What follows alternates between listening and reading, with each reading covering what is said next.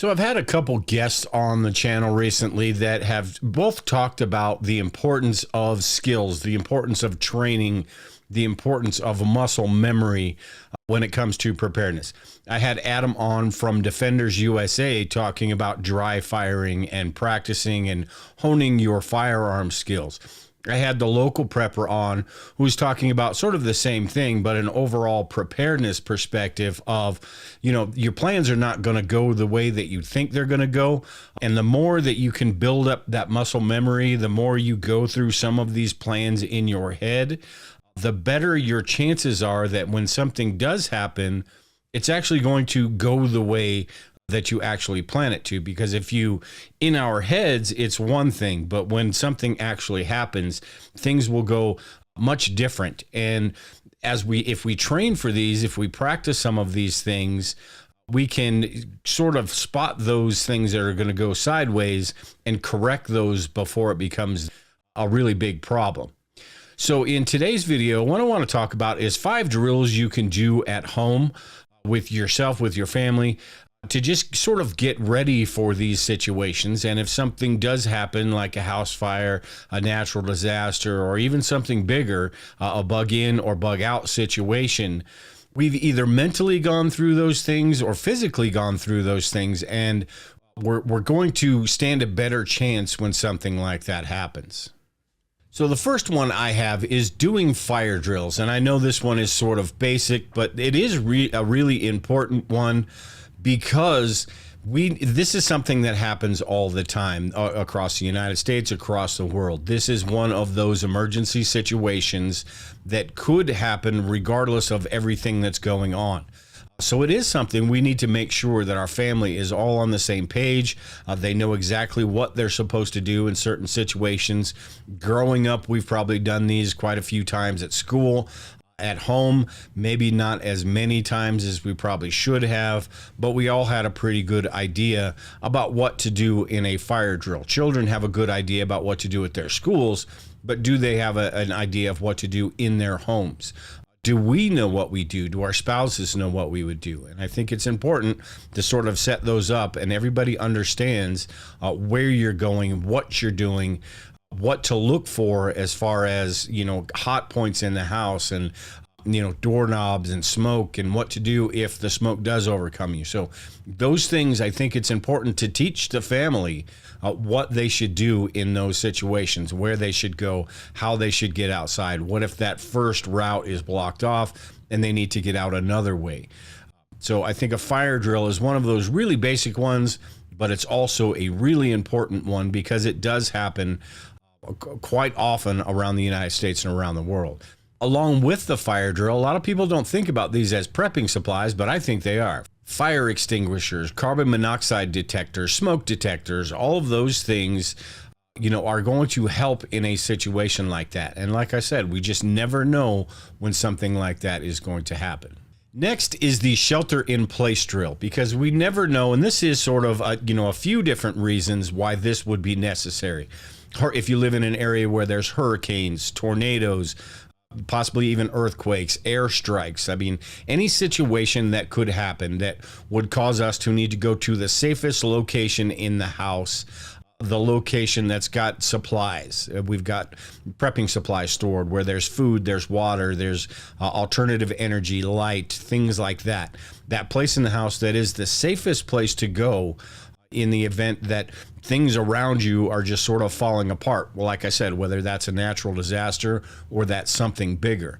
Everyone in the family, instead of running around like chickens with their heads cut off, should know exactly where they need to go and be able to get there as quickly as possible, and know where things are in those areas, and where that it is going to be the safest place possible. And sort of, if you've got children, it could be that staging area where they know I'm going here and I'm awaiting further instructions. Dad might not get here, mom or dad might not get here when I'm here, but they will eventually get here and they'll let me know what to do from there.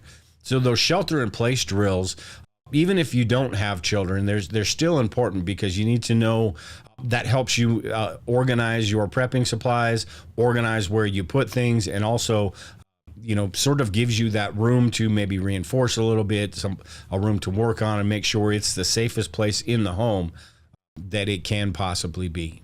And actually practice this drill every once in a while, and give people a minute, or give the members of your family a minute or so to actually get down to where they need to be and do the things that they need to do, and see how quickly your family does that.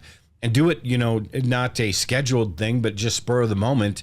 Have that a keyword or something that you say that alerts the whole family. Oh, great, Dad's doing this again. Or, oh, great, here we go. We've got to do this. And if they fail, then you do it again until they don't fail. And then if you do that, they know that, hey, I've got to really react, because if I don't, he's going to make me do it again.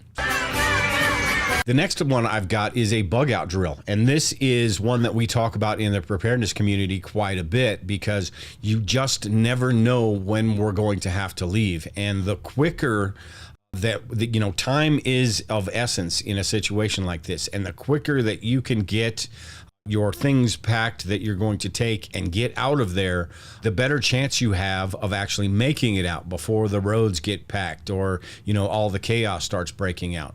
Information gathering also plays a role in this, because if you are paying attention to things and you are alerted to something before everyone else is, you've got those extra minutes, seconds, or whatever they are to get out before everyone else does.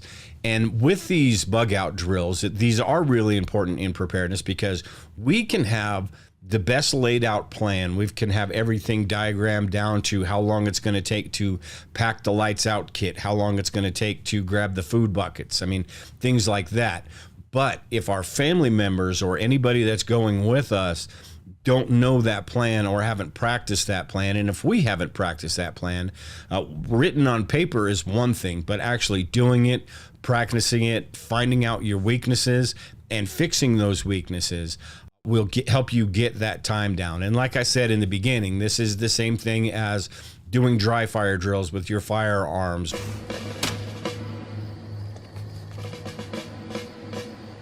Or just practicing these different things and figuring out your weaknesses before it's a situation where it is a life-threatening situation, and it actually really does matter. So bug out drills are important, and probably something that a lot of us don't do as often as we probably should.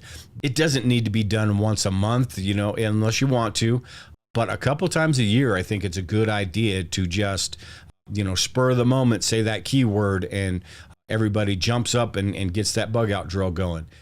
Number 4 here is the home invasion drill. And I think this one could very well be one of the most, they're all important, but this one could be the most important, because you've got to make sure, one, that you react properly in a home invasion scenario, and 2, your family goes to sort of like the shelter in place drill. They go to the safest spot and the safest route possible in a situation where it is a home invasion. And you've got a number of different things that go into this, as far as your alert system, letting your family know what's going on.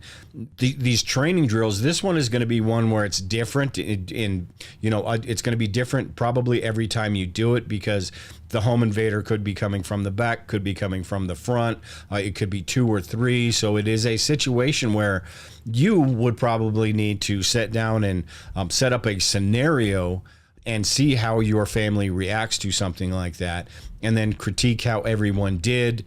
And this is one where it really does, the more sort of learning you do about what to do in a home invasion scenario, the more you can pass that on to your family.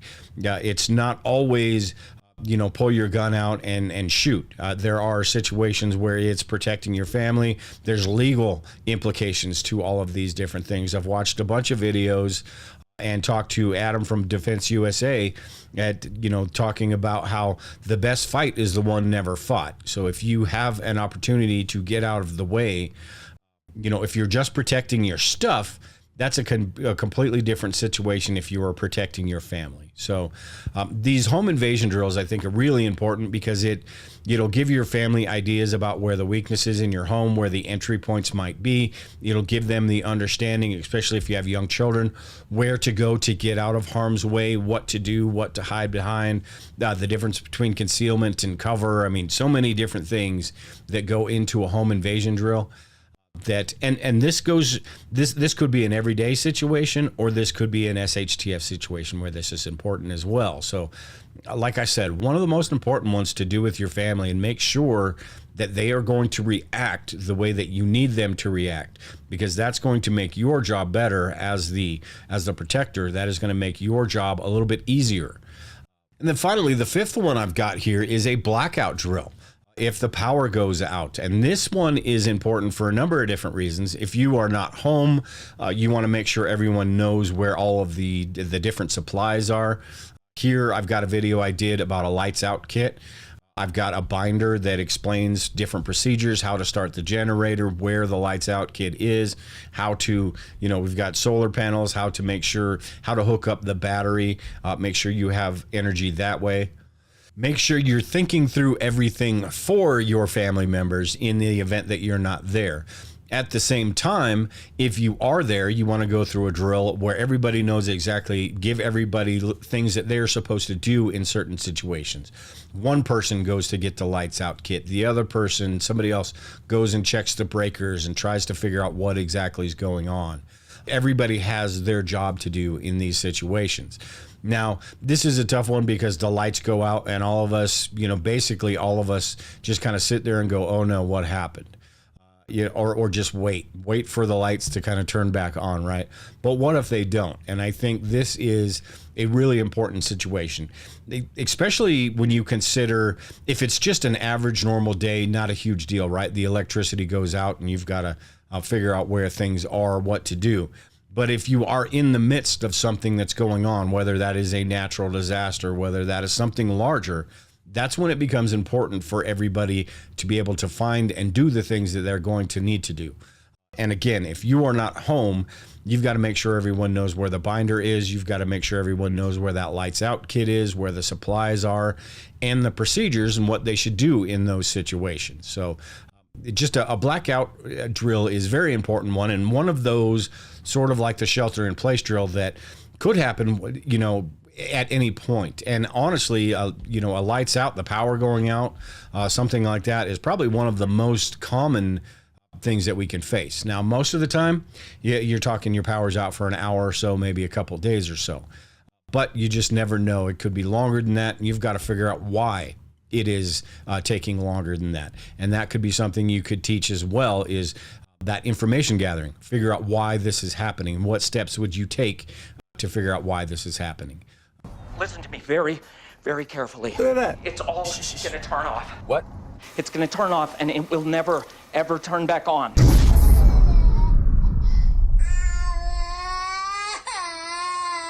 So with that, it's just, 5 drills. I know there's probably a lot more that we should be doing with our families, a lot of different drills, a lot of different things.